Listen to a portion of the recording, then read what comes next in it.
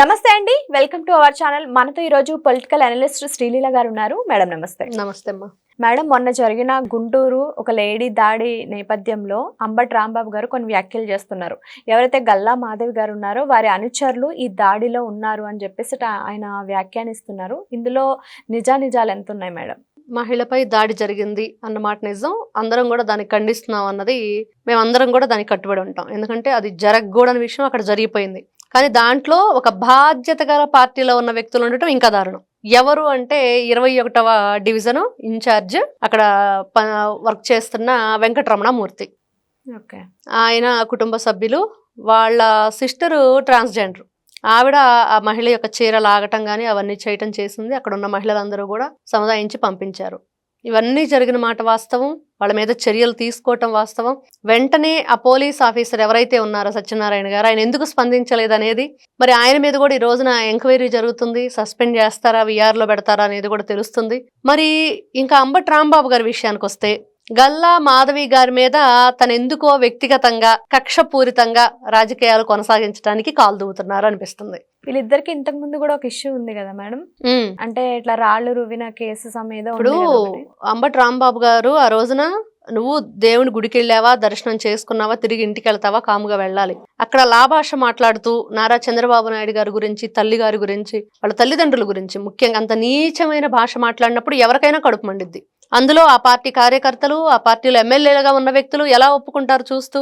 ఒక మహిళ గురించి, చంద్రబాబు నాయుడు గారి తల్లి గురించి ఆ రోజున మాట్లాడిన మాటలకి అంబటి రాంబాబుకి దేహశుద్ధి చేశారు. పాపం భయపడుతూ బయటకు చెప్పుకోవట్లేదు, కానీ వెళ్ళి బాత్రూంలో దాక్కున్నానో ఇంకెక్కడో దాక్కున్నానని చెప్తున్నాడు తప్పించి అసలు విషయాలు చాలా జరిగినాయి. దేహశుద్ధి చేశారనేది అందరూ చెప్తున్న విషయం. మేమే కొట్టామని. ఆయన పోలీస్ స్టేషన్లో కూడా నన్ను కొట్టలేదు, నేను కాలు జారి పడ్డానని పాపం ఆయన ఏదో కప్పిపుచ్చుకునే ప్రయత్నం చేశాడు. తర్వాత ఇవన్నీ పక్కన పెడితే గల్లా మాధవి గారు వెంటనే స్పందించడం, ఎవరైతే ఈ వెంకటరమణ మూర్తి ఉన్నాడో ఆయన సస్పెండ్ చేయటం, మరి ఆ పోలీస్ ఆఫీసర్ మీద చర్యలు తీసుకోవటం, ముఖ్యంగా ఎవరైతే ఆ బాధిత మహిళ ఉందో ఆవిడని కలిసి మేమున్నాం, మీకు ఏ బాధ ఉన్నా కూడా మాతో షేర్ చేయండి, మీకు అండగా నిలబడతామని ఒక మోరల్ సపోర్ట్ ఇవ్వటం జరిగింది. మరి ఇంతకు మించి ఇంకేం చేయాలి? ఈ రోజున అంబటి రాంబాబు గారు మాట్లాడే మాటలకి నిజంగా వాళ్ళ అనుచరులు ఉన్నారు, వాళ్ళ మనుషులు ఉన్నారంటే ప్రూవ్ చేయి, తీసుకొచ్చి మీడియా ముందు నిలబెట్టు. ఇదిగో వీళ్ళేను అని చెప్పేసి ఆ బాధిత మహిళలను కూడా పిలు, వీళ్ళు కూడా ఆ రోజున దాడిలో ఉన్నారని చెప్పిస్తే అప్పుడు ఓకే, ఆ మాటలకు కట్టుబడి ఉంటారు. ఈ రోజున మీరు ప్రూవ్ అన్న చేయాలి, లేదా మాటలను వెనక్కన్నా తీసుకోవాలి. లేకపోతే గల్లా మాధవి గారే స్వయంగా చెప్పారు మీ మీద చర్యలు తీసుకోవటం ఖాయం అని. అదేవిధంగా పోలీస్ స్టేషన్లో కేసు పెడతాను, మీ మీద పరువు నష్టం దావా వేస్తానని కూడా ఆవిడ చెప్పారు. మరి దేనికైనా సిద్ధంగా ఉంటే మరి సంబరాల రాంబాబు ముందుకు రావాలి. సంబరాలు చేసినంత ఈజీ కాదు అబద్ధాలు ఆడటం. ఒక మాట కట్టుబడి ఉండటం అనేది వైఎస్ఆర్సీపీ పార్టీ వాళ్ళకి చేతన ఇద్దా? అంటే ఏ ఆధారాలు లేకుండా ఆయన అంటారంటారా? వాళ్ళకి అలవాటే కదా. అసలు ఏ ఆధారాలు లేకుండా అనటమే వైఎస్ఆర్సీపీ పార్టీ వాళ్ళకి వెన్నతో పెట్టిన విద్య. ఈ రోజున మేమున్నామమ్మా, మేము మాట్లాడుతున్నాం, మా కులాలను ఆపాదిచ్చేస్తారు. మా భర్తల గురించి మీకు తెలుసా, మా కుటుంబం గురించి తెలుసా, నా కులం తెలుసా, ఏం తెలుసు అని చెప్పి మా స్క్రీన్ షాట్ తీసేసి పెట్టేసి వీళ్ళు ఇదిగో ఈ కులం వాళ్ళు, ఇదిగో ఇలాంటి వ్యక్తులు మాత్రమే చంద్రబాబు నాయుడు మాట్లాడమంటారని చెప్పి పెడుతున్నారు. నా కులం ఏంటో వాళ్ళకి తెలుసా?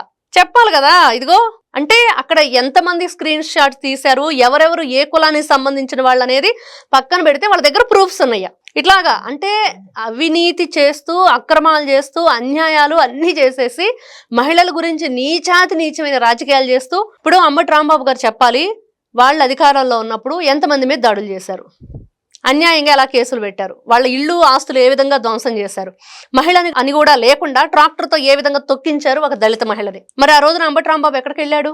అసలు దగ్గరుండి మీరే కదా చేయించారు.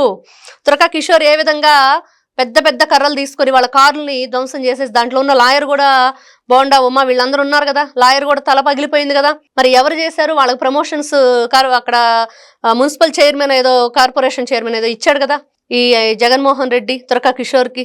ఇలాగా వాళ్ళు తప్పులు చేసి దగ్గరుండి చేయించి ఆ రోజున మీరు మాత్రం బాగానే కాలు ఎగరేసుకొని తిరిగారు. ఈ రోజున ఏ సంబంధం లేని వ్యక్తులకి, ఏ తప్పు ఎరగని వ్యక్తులకి మరి ఇలాంటివి వెంటగడతా ఉంటే చూస్తారా ఊరుకుంటారు? ఖచ్చితంగా నువ్వు ప్రూవ్ చెయ్యి, ఎవరున్నారు అక్కడ గల్లా మాధవి గారి మనుషులు అనేది. ఆవిడే సవాల్ విసురుతున్నారు కదా మీకు. తీసుకోవడానికి నువ్వు రెడీగా ఉన్నావా లేదా? కేసు పెట్టించుకుంటావా, పరువు నష్టం దావా వేయించుకుంటావా, లేదా సారీ చెప్తావా చేసిన తప్పుకి? ఇన్ని ఆప్షన్స్ ఉన్నాయి అంబటి రాంబాబుకి. ఏ ఆప్షన్ తీసుకుంటాడో ఆయన ఇష్టం. Choice is yours Ambati Rambabu. నువ్వు ఏదైనా తీసుకో, కానీ నిజాలు మాట్లాడండి, నిజం వైపు నిలబడండి. ఆ ధైర్యం మీకు ఎప్పుడూ లేదు, రాదు. ఎందుకు బాబాయ్ హత్య చేసి ఎన్ని సంవత్సరాలు అయింది? మీరు ఆ బాబాయ్ హత్య జరిగిన తర్వాత ఎన్ని సంవత్సరాలు అధికారంలో ఉన్నారు? ఇలా చెప్పుకుంటూ వెళ్తే బోలెడన్ని ఉదాహరణలు ఉన్నాయి. ఇవన్నీ కూడా మీరు ఎన్ని రోజులు మేము అడిగినా కూడా మీ నుండి ఒక్క సమాధానం రాకపోగా ఇదే పంతాలో మీరు ఎప్పటికప్పుడే ఇలాగ రాజకీయాలు, ఈ రోజున దీనికి రాజకీయానికి ఏం సంబంధం ఉందని చెప్పి మీరు వీళ్ళందరూ వచ్చేసి మాట్లాడుతున్నారు. కాబట్టి ఏదైనా ఒక మాట మాట్లాడేటప్పుడు నిజాలు అందరం అడుగుతున్నాం. ఈ రోజున ఏదన్నా ఒక ఆరోపణ చేశారనుకోండి, విత్ ప్రూఫ్తో రండి. ఆ ప్రూఫ్ చూపిస్తే అందరూ కూడా ఓహో నిజంగా ఇది ఉందా అనేది వాళ్ళకు కూడా తెలుస్తుంది. అలా లేకుండా అరే చిన్నపిల్లోళ్ళు వాళ్ళు ఏదో బూతులు మాట్లాడారు, లేకపోతే చిన్నపిల్లోడు బైక్తో ఏదో యాక్సిడెంట్ చేసేసాడు, అరే చిన్నపిల్లాడు గంజాయి అమ్మాడు, అరే చిన్నపిల్లాడు మెళ్ళో చైన్ లాగేశాడు అంటూ మీరు మిమ్మల్ని సమర్థించుకుంటూ వాళ్ళకు సపోర్ట్ చేస్తున్నామనే ఒక దీన్ని క్రియేట్ చేస్తూ ప్రజల్లో ఎప్పటికప్పుడే ఇన్సెక్యూరిటీలో వాళ్ళు ఉంటున్నారు వైఎస్ఆర్సీపీ పార్టీ వాళ్ళు. అంటే ఇప్పుడు అంబటి రాంబాబు గారు పాత కక్షతోటి ఇప్పుడు ఏదో ఒకటి పెట్టాలి కాబట్టి గుంటూరులో ఓకే ఈవిడ డివిజన్లో జరిగింది కాబట్టి ఈవిడ మీద వేసేయాలన్నట్టుగా వేసారంటారా? అంతే, అన్ని రకాలుగా ఒక యాంగిల్లో మనం ఇక్కడ చూడటానికి లేదు. ఇప్పుడు సరే అంబటి రాంబాబు గారు మహిళల వైపు నిలబడుతున్నారు, మీరు మహిళలకు గౌరవం ఇస్తారు, మీరు మహిళల్ని చాలా బాగా చూసుకుంటారని అనుకుందాం. మరి మన క్రాంతి గారి విషయంలో ఏం చేశాడు? దగ్గరుండి కన్న తండ్రి కడచూపును కూడా చూడనివ్వకుండా చేశాడు. ఆవిడ కడుపు రగిలిపోతున్నా, గుండెలు అవిసిపోతున్నా ఆ రకంగా ఏడుస్తూ ఉంటే మరి నువ్వు అక్కడ ఉండి ఏం చేస్తావు? కాపులకు పులిని లేకపోతే సింహాన్ని అంటున్నాడు కదా ఈ అంబటి రాంబాబు. మరి ఏం చేశాడు? అక్కడ ఉండి గో బ్యాక్ క్రాంతి అని చెప్పి నినాదాలు చేయించాడు. నువ్వు ఇక్కడ రావటానికి వీల్లేదని చెప్పి వాళ్ళందరి చేత చెప్పించాడు. నువ్వు ఇక్కడ చూడటానికి వీల్లేదని చెప్పి వాళ్ళందరి చేత ఆ విధంగా వాళ్ళందరినీ కూడా ఈయన మౌల్డ్ చేశాడు. ఇన్ని విధాలుగా మీరు ఒక మహిళ గురించి చేసినప్పుడు ఎక్కడైనా మహిళే కదా, మరి మహిళలకు గౌరవిస్తామనే కదా. మరి భారతీరెడ్డి గారిని ఆ రోజున కామన్ మ్యాన్ కిరణ్ అనే ఒక టీడీపీ కార్యకర్త మాట్లాడిన దానికి పార్టీ నుంచి సస్పెండ్ చేసి ఆయన అరెస్ట్ చేసి ఆయన రిమాండ్ చేసి జైలు శిక్ష వేసింది. మరి మీ ఛానల్లో మీరే స్వయంగా మరి ఎన్ని రకాలుగా మాట్లాడినారు. అమరావతిని వేసల రాజధాని అన్నారు, అసెంబ్లీ సాక్షిగా భువనమ్మ గురించి క్యారెక్టర్ అసాసినేషన్ చేశారు, సోషల్ మీడియాలో బ్రాహ్మణి గారి గురించి ఎంత నీచమైన పోస్టులు పెట్టారు. మరి ఆ రోజున ఎందుకు వాళ్ళు మహిళలు కాదా? అంటే ఒక భారతీరెడ్డి మహిళ, ఒక విడుదల రజని, ఒక రోజా, మీ పార్టీ వాళ్ళు మాత్రమే మహిళలా?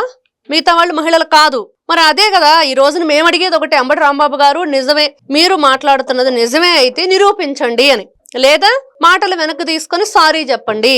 ఈ రోజున గల్లా మాధవి గారి మాటలకి అందరూ కూడా కట్టుబడి ఉంటారు, దానికి మేము సపోర్ట్ చేస్తున్నాం. ఈ తప్పుడు ప్రచారాలకి, ఈ తప్పుడు రాజకీయాలకి ఇంత దిగజారిపోయి మీరు చేయటం ఎందుకు అనేది ప్రతి ఒక్కరం అడిగేది. ఎందుకంటే ఇప్పుడు శైలజ గారు కూడా, ఎవరైతే రాయపాటి శైలజ గారు ఉన్నారో మహిళా చైర్పర్సన్, ఆవిడ కూడా వెళ్ళి కలవటం, మేము ఉన్నాం మీకు అని చెప్పి ధైర్యం చెప్పటం, ఎటువంటి ఇబ్బంది ఉన్నా కూడా మాతో పంచుకోండి, మేము వెంటనే దాని గురించి మేము ఎంక్వైరీ చేపిస్తామని చెప్పి మాట్లాడటం జరిగింది. మరి ఆ రోజున వైఎస్ జగన్మోహన్ రెడ్డి గారి ఇంటి దగ్గర కొంచెం కోతవీడి దూరంలో ఒక దళిత మహిళ మీద ఒక అకృత్యానికి పాల్పడితే నారా చంద్రబాబు నాయుడు గారు వెళ్ళటానికి కూడా వీల్లేదని చెప్పి కేసు పెట్టించారు ఆయన మీద. అంటే ఒక బాధితురాలని పరామర్శించడానికి కూడా వెళ్ళకూడదని చంద్రబాబు నాయుడు గారి మీద కేసు ఫైల్ చేశారు వీళ్ళు. మరి దానికేమనాలి? అంబటి రాంబాబు చెప్పాలి, గుంటూరులోనే ఉంటాడు కదా, సిద్ధార్థ నగర్లో, ఆ పక్కనే తాడేపల్లి ప్యాలెస్ దగ్గరే కదా ఈ విషయం జరిగింది. మరి ఎందుకు రానివ్వలేదు మీరు? ఈ రోజున మీకు మాట్లాడే హక్కు ఎక్కడి నుంచి వచ్చింది? మీరు అత్యాచారాలు చేయొచ్చు, హత్యలు చేయొచ్చు, దోపిడీలు చేయొచ్చు, దౌర్జన్యాలు చేయొచ్చు, కానీ వాళ్ళని మాత్రం మనం పరామర్శించకూడదు. అది ఆ రోజున మీ జగనన్న రాజారెడ్డి రాజ్యాంగం ఏ విధంగా చేశాడు అనడానికి. ఈ రోజున కూటమి ప్రభుత్వం సొంత పార్టీ నాయకుడైనా కార్యకర్త అయినా సస్పెండ్ చేసి పక్కన కూర్చోబెట్టారు, నువ్వు పనికి రావు అని చెప్పేసి. ఇది వాళ్ళకి వీళ్ళకున్న తేడా. కాబట్టి అంబటి రాంబాబుకి అర్హత కాదు కదా, కనీసం హక్కు కూడా లేదు దీని గురించి మాట్లాడటానికి అని చెప్పి ఫస్ట్ తెలుసుకోవాలి ఆయన. Thank you madam. నమస్తే అమ్మా.